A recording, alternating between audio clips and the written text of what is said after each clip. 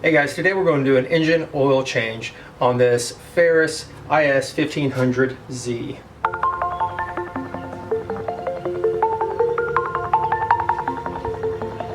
So stick around. Okay, so the first thing that I'm going to do is I want to try to clean the area a little bit. That way it's free of debris and we don't get anything back into the engine oil or anything like that. I've pretty much already done this, but I'll show you what I did. Just kind of lifted up the seat. Here was my tool of choice to try to get all the grass, leaves, everything away from that filter.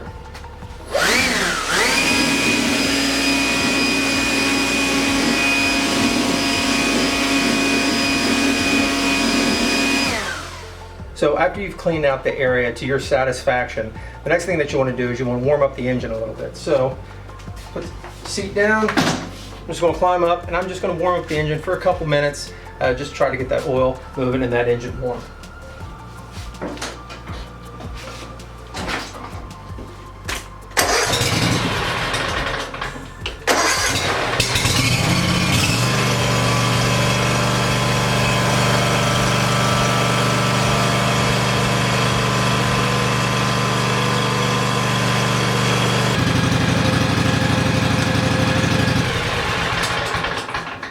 So just a couple minutes, turn her off.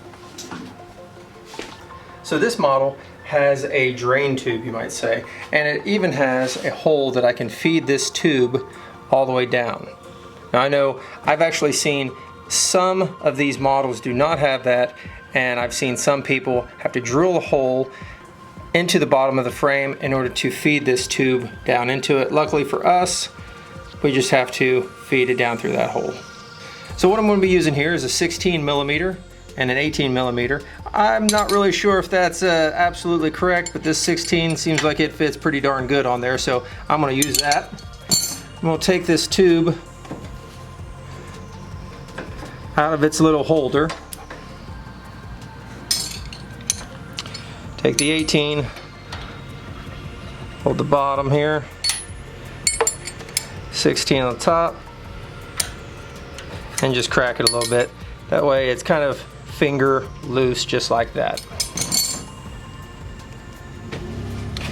Next thing I'm going to do is I'm just going to feed it through this bottom hole.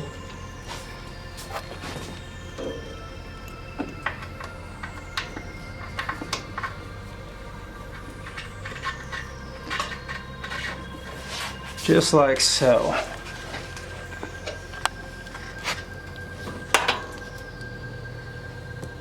Just like that. Alright, so I've got my oil catch here, and I'm just going to loosen that nut and let the oil drain.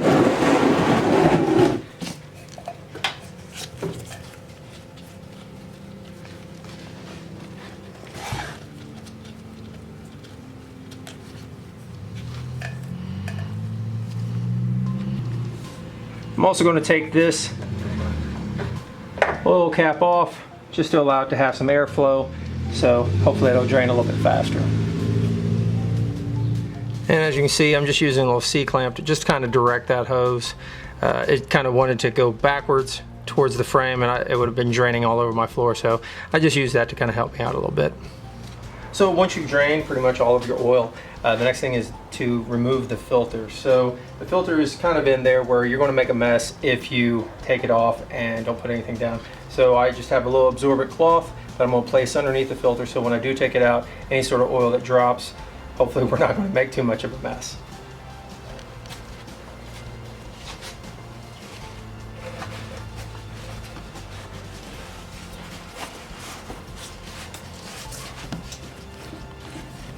Okay, so right here is our filter. It's kind of dark. Hopefully you guys can see that halfway decent, but yeah, it's black along with the engine, so it looks a little bit difficult to see.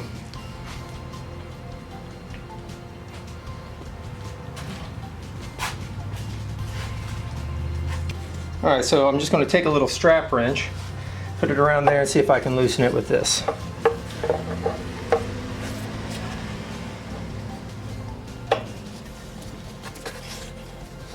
All right, so I'm just going to see if I can loosen that, like so. There we go. Now, I should be able to get it by hand.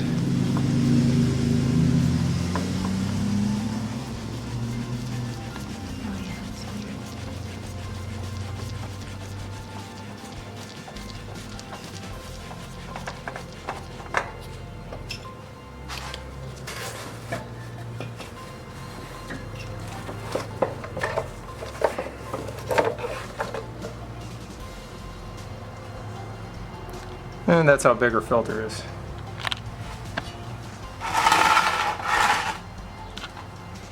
So here's our new oil filter, and it's Kawasaki, and hopefully you'll be able to see what this is. But says PN 49065-7010, and it's a Kawasaki engine, and we got a Kawasaki oil filter.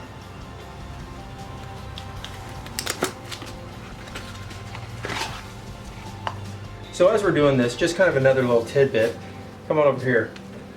If you open up your seat right here, if you look right below, they've got belts and blade sizes and part numbers right through here. So that's pretty helpful. If something goes wrong, maybe you lost your owner's manual, whatever, but I like how that's just sitting right there for you to reference. So that's pretty cool. Another thing that you can reference is right here behind the hydraulic oil. It tells you the hydraulic oil that it recommends right here. So also extremely useful if you run into an issue. So here's the engine oil that we're going to be replacing inside of the mower.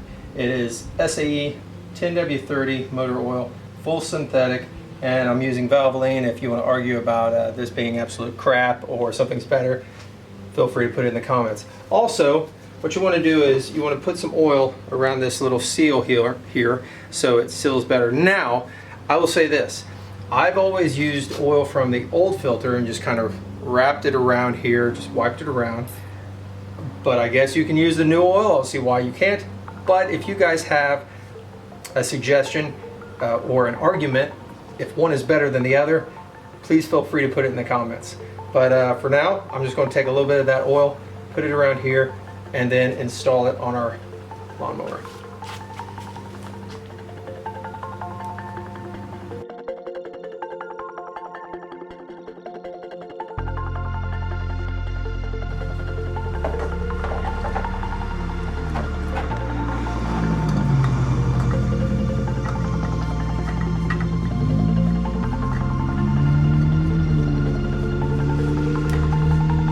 And this should go on nice and smooth as you turn it. Very easy to finger turn.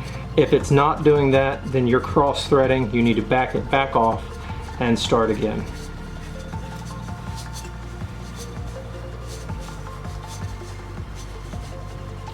So I'm going to hand turn this as tight as I can, and then I'm going to try to give it a little quarter turn to a half a turn using something to help me out, either a little strap wrench or this little tool here. I tried to use that.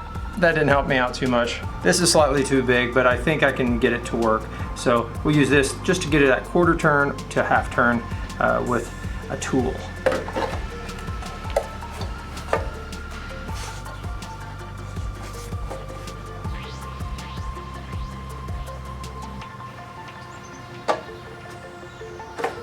Okay. And that should be all we need.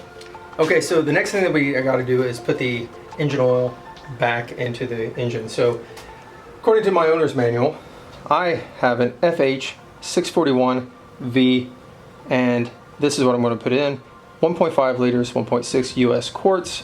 And if you have any of these, this is what you're going to be doing.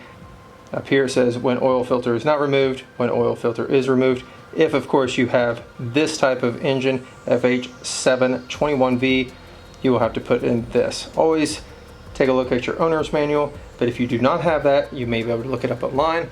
Otherwise, put in a quart, measure it, and see where you go from there. Aside from that, we need to put that plug back in, and then we can start filling her up.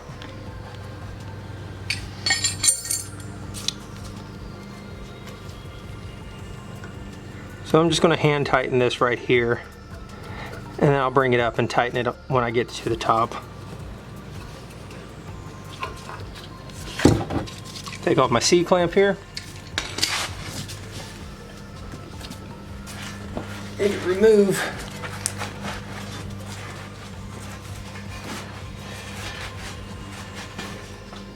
my little absorbent material.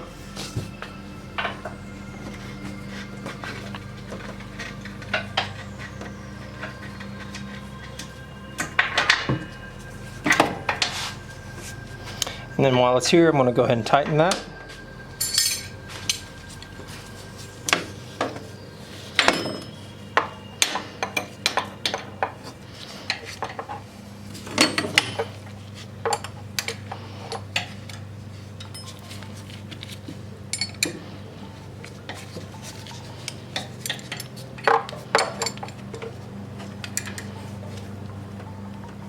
Make sure that's nice and tight.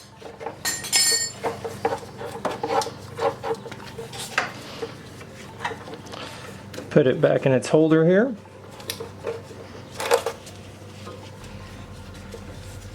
Like so. Now the next thing I gotta do, put in the oil.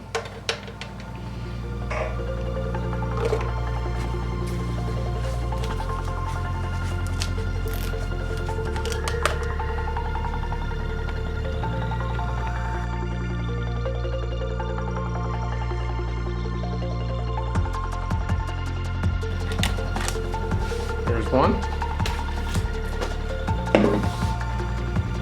Number two. And we're going to put half of this in. Put it here.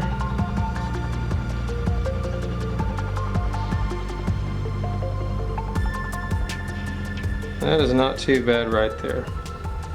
So aside from what I've already done, the next thing I'm going to do is simply check the oil after I've placed this all in with the dipstick.